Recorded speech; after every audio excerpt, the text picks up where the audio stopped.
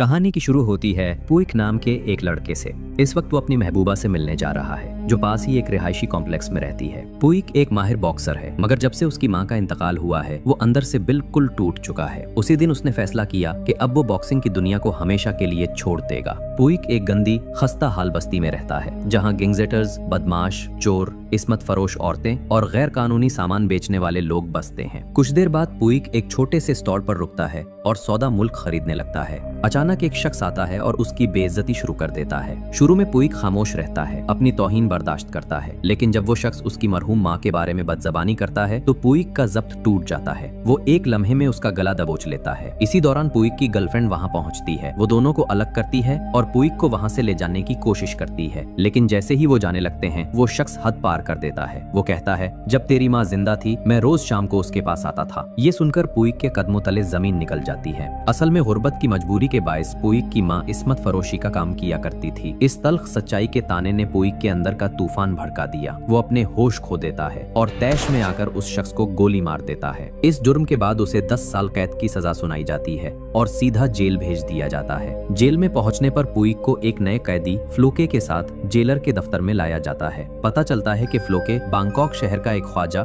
सरा lady boy है। Jailer दोनों से पूछता है कि वो यहाँ कैसे पहुँचे। पुइक बताता है कि उसने एक शख्स को कत्ल कर दिया क्योंकि उसने उसकी माँ की तौहीन की थी। फ्लोके कहता है कि उस पर मंशियात की स्मगलिंग का इल्जाम लगाया गया है, हालांकि उसने ऐसा कुछ नहीं किया। जेलर दोनों को हिदायत देता है कि यहाँ पुरसुकून और शाइस्ता तरीके से रहना, कोई गड़बड़ बर्दाश्त नहीं होगी। फिर दोनों को ब्लॉक ए के सेल में भेज दिया जाता है। सेल में दाखिल होने से पहले उनके बाल काट दिए जाते हैं, यूं दोनों गुंजे कर दिए जाते हैं। रात का मंजर, पुइक और फ्लोके सेल में खामोश बैठे हैं। उन्हें पता चलता है कि ब्लॉक ए का सरदार बेयर है, एक खतरनाक जालिम कैदी जिससे सब खौफजदा रहते हैं। अगर कोई उसकी बात ना माने तो वो उसे बुरी तरह पेटता है। जब बेयर को पता चलता है कि 2 नए कैदी आए हैं तो वो अपने आदमी गोल्फ को हुक्म देता है कि उन्हें उसके पास लाए। गोल्फ सेल में आता है, दोनों सो रहे होते हैं। वो सख्ती से जगाता है मगर सिर्फ फ्लोके जागता है। पुइक खामोशी से सोता रहता है। फ्लोके को बेयर के पास ले जाया जाता है। बेयर उसे कहता है कि यहाँ कुछ कवायद हैं जिन्हें हर नया कैदी मानता है। पहला कायदा, तुम मेरी हर बात मानोगे, अगर नाफरमानी की तो अंजाम बुरा होगा। फिर वो फ्लोके को हुक्म देता है कि उसका हथियार तेज करे। फ्लोके मजबूरन ये काम कर देता है। जब बेयर को पता चलता है कि पुइक उसके पास नहीं आया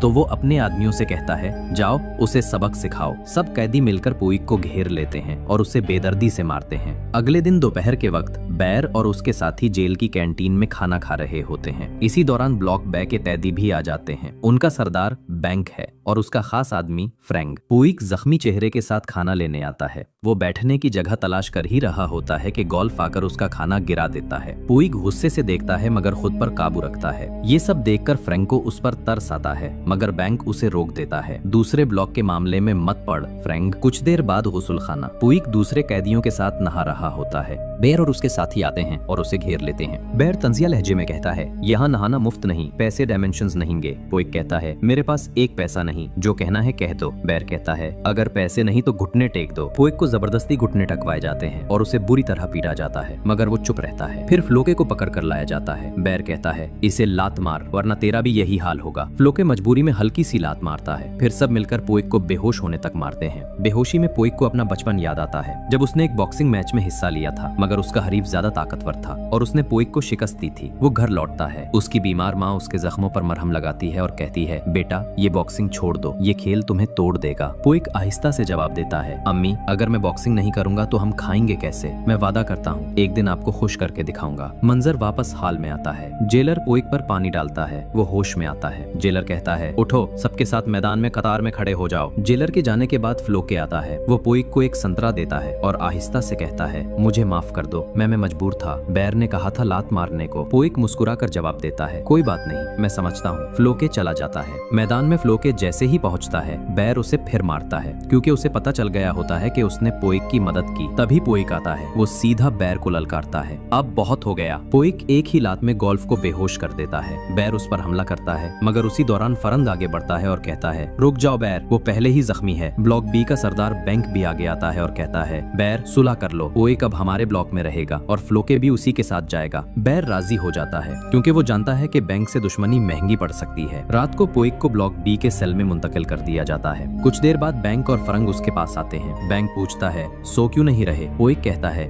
आप लोगों ने मेरी मदद क्यों की? बैंक जवाब देता है हमने आपकी मदद की क्योंकि आप लोगों ने हमारी मदद की थी। अगर हम तुम्हें ब्लॉक बी में ना लाते तो बेर रोज तुम्हें सताता। पोइक कहता है लेकिन फ्लोके को तुमने उसी के पास छोड़ दिया। बैंक समझाता है फ्लोके उनकी बात मान लेता है इसलिए वो महफूज रहेगा। पोइक खामोश हो जाता है, फिर आहिस्ता से कहता है शुक्रिया, अब से मैं आपका वफादार रहूंगा। कुछ दिन बाद पोइक की गर्लफ्रेंड उससे मुलाकात के लिए आती है। उसे देखकर पोइक के चेहरे पर पहली बार खुशी झलकने लगती है। वो मुस्कुराते हुए कहता है तुम आ गई, मैंने तुम्हें बहुत याद किया था। लेकिन वो नजरें झुकाकर कहती है मैं सिर्फ मिलने नहीं आई, मैं ये बताने आई हूँ कि मेरी मंगनी किसी और से हो गई है, मुझे माफ कर दो पोइक। ये सुनकर पोइक के अंदर फिर वही खामोश तूफान जाग उठता है। उसकी आंखों में मायूसी, गुस्सा और टूटा हुआ एतमाद साफ दिखाई देता है, क्योंकि ये सब उसके माँ बाप की ख्वाहिश है और वो पोइक का इंतजार भी नहीं कर सकते जो पता नहीं कब जेल से आजाद होगा। ये सुनकर पोइक टूट जाता है, उसकी आंखों से आंसू बहने लगते हैं। वो अपनी महबूबा से मंगनी तोड़ने की इल्तिजा करता है मगर वो साफ इनकार कर देती है और उसे हमेशा के लिए छोड़कर चली जाती है। जब वो जेल के विजिटर रूम से बाहर निकलता है तो देखता है कि फरंग, बैर और उसके 2 गंडों के साथ जोरों की लड़ाई में है। पोइक फौरन आगे बढ़ता है और फरंग की मदद करता है। यूं उनकी दोस्ती और एक्शन की शुरुआत होती है। सीटी बजाते ही सब कैदी नीचे झुक जाते हैं। तभी बिंग आता है और अचानक बैर के करीब जाकर रुक जाता है। बिंग गुस्से में पूछता है आखिर तुम चाहते क्या हो? हमेशा मेरे ग्रुप से झगड़ा क्यों करते हो? बैर तंजी अंदाज में जवाब देता है मैं लड़ना चाहता हूँ ताकि एक दिन हम एक दूसरे को खत्म कर सकें। इस बार बिंग उसकी चुनौती कबूल कर लेता है। रात के वक्त जब फ्लोके सो रहा होता है, बैर और गोल्फ उसे जगाते हैं। फिर सब कैदियों के सामने बैर फ्लोके को हुक्म देता है कि वो उसकी खिदमत करे, लेकिन फ्लोके डट कर इनकार कर देता है। ये इनकार बैर को मजीद भड़का देता है। गोल्फ जबरदस्ती करता है और बाकी कैदियों को भी वही जुल्म दोहराने की इजाजत देता है। यूं फ्लोके एक एक करके सबके जुल्म का शिकार बन जाता है। कुछ दिन बाद बैर और गोल्फ एक तेज धार चाकू निकालते हैं। पता नहीं वो क्या सोच रहे हैं मगर वो उस चाकू को टुकड़ों में तोड़ देते हैं। अगले दिन जब सब कैदी दोपहर का खाना खा रहे होते हैं, बिंग भी अपने ग्रुप के साथ बैठा होता है। अचानक फ्लोके आता है, पोइक का खाना छीनता है और खुद खा जाता है। चंद लम्हों बाद फ्लोके अपना गला पकड़कर तड़पने लगता है, उसके मुंह से खून निकलने लगता है। बिंग फौरन समझ जाता है कि ये सब बैर का काम है। वो पोइक से कहता है उसकी मदद मत करो, अब वो नहीं बच सकता, बैर ने खाने में जहर मिलाया है। ये सुनकर पोइक तैश में आ जाता है और बेर की तरफ लपकता है मगर फ्रैंक उसे रोक लेता है। फिर बिंग बेर के पास जाता है और गुस्से से कहता है तू एक दरिंदा है जो सिर्फ कमजोरों पर जुल्म करता है। इसी लम्हे बिंग फैसला करता है कि जो लड़ाई हफ्ते को होनी थी वो अब जुमे को होगी। बेर हंसते हुए कहता है ठीक है, मैं तैयार हूँ। अगले दिन जुमे की सुबह बिंग और उसका ग्रुप गौसल कर रहा होता है। बिंग देखता है कि पोइक चुप और उदास है। वो पूछता है क्या तुम अभी तक फ्लोके की मौत को भुला नहीं पाए? पोइक धीरे से कहता है वो मेरे लिए भाई जैसा था। बिंग मुस्कुराकर कहता है आज हम सब उसका बदला लेंगे। ये सुनकर पोइक के चेहरे पर थोड़ा सुकून आ जाता है। दोपहर में वो सब बेर के ग्रुप का इंतजार कर रहे होते हैं ताकि उन्हें सबक सिखा सकें। थोड़ी देर बाद बेर आता है। दोनों ग्रुप आमने सामने खड़े होते हैं और लम्हे भर में लड़ाई शुरू हो जाती है। शुरू में बिंग का ग्रुप हावी रहता है, लेकिन फिर बेर चालाकी दिखाता है। वो अचानक बिंग के पेट में कई वार कर देता है। इसी वक्त गार्ड आ जाते हैं। सब कैदी नीचे लेट जाते हैं। जेलर लाठी उठाकर उन्हें मारता है और सख्ती से कहता है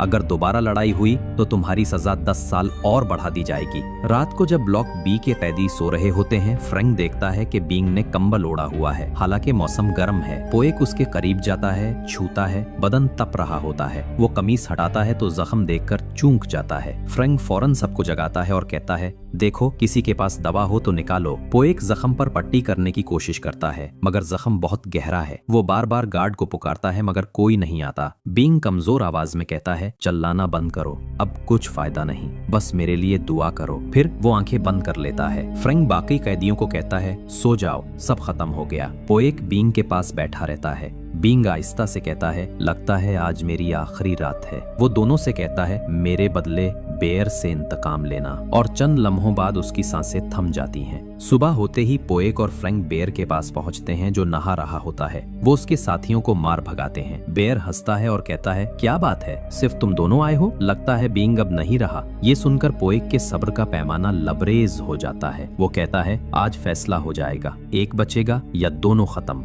बेर चैलेंज कबूल करता है मगर शर्त रखता है इस बार चाकू इस्तेमाल होंगे और मैदान होगा जेल का बाथरूम। थोड़ी देर बाद पोएक और फ्रैंक चाकू तेज करते दिखाई देते हैं। फ्रैंक कहता है, क्या तुम वाकई अकेले लड़ने जा रहे हो? पोएक पुरज़्म लहजे में जवाब देता है, अगर सबने हिस्सा लिया तो गार्ड फिर बीच में आ जाएंगे। इस बार मैं अकेला ही उसका खात्मा करूंगा, ये मेरा आखिरी मौका है। दोपहर को बेयर अपने चेलों के साथ आता है। फ्रैंक सबको कहता है, आज सिर्फ पोएक और बेयर लड़ेंगे, कोई बीच में नहीं आएगा। लड़ाई शुरू होती है, चाकू चमक रहे हैं, फजा में खौफ और गुस्सा भरा हुआ है। पोएक की बाजू पर खराश आती है, मगर वो पीछे नहीं हटता। वो अपनी बॉक्सिंग महारत के साथ बेयर पर ताबड़तोड़ हमले करता है। आखिरकार वो उसे कमजोर कर देता है। गोल्फ मदद के लिए दौड़ता है, मगर फ्रैंक उसे रोकता है और याद दिलाता है, वादा मत तोड़ो। चंद लम्हों बाद पोएक गुस्से से बेयर का गला दबाकर उसे मार देता है। बेयर के मरने के बाद गार्ड्स दौड़ कर आते हैं। माहौल में खामोशी छा जाती है। फिर पोएक और फ्रैंक को कॉल कोठरी में डाल दिया जाता है।